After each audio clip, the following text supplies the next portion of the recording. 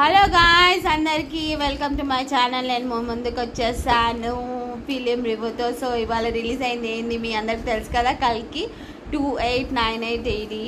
So మన darling Prabhas గారి fans అందరికీ గుడ్ న్యూస్. ఈ ఫిలిం చాలా చాలా చాలా చాలా బాగుంది. నేను ఇవాళ చూసేసి వచ్చేసాను.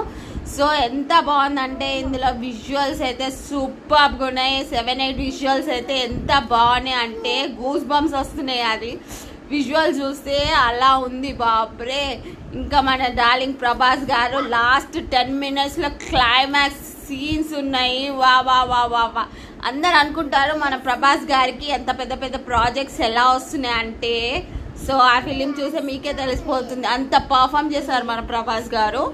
సో ఎవరి క్యారెక్టర్స్లో వాళ్ళు సూపర్గా పర్ఫామ్ చేస్తారు. మనకు తెలిసిందే, మీకు తెలుసు కదా, అమితాబ్ బచ్చన్ గారు, కమలా హాసన్ గారు, మన దీపికా పడుకొని గారు అండ్ మన డార్లింగ్ ప్రభాస్ గారు సూపర్గా ఉంది. మీకు సెకండ్ హాఫ్లో అయితే అస్సలు మీరు మళ్ళీ మళ్ళీ మళ్ళీ చూడాలనుకుంటారు ఆ ఫిలింని, అంత సూపర్గా ఉంది. స్టోరీని అయితే అసలు మనం ఫస్ట్ నుంచి చూసిన స్టోరీ కూడా లాస్ట్లో వచ్చే క్లైమాక్స్కి అస్సలు అందరు షాక్ అనమాట.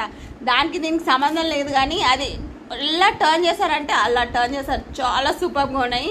విజువల్స్ అయితే చెప్పొద్దు అసలు. మన